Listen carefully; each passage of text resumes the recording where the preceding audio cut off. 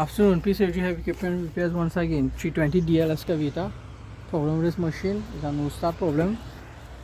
Tumbling and not starting. So right now we run through the whole system, scan the system. As we've seen here, we've seen that we're having a low fuel real pressure while tumbling. So go right ahead and tumble the max. Same fuel real pressure. Now we've seen it's not a desired real pressure. Right? So it means that fuel is not building into the wheel itself, so that coming from the pump.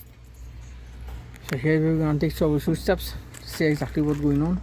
Troubleshoot from back by the pump and status and see which is the condition there. Good.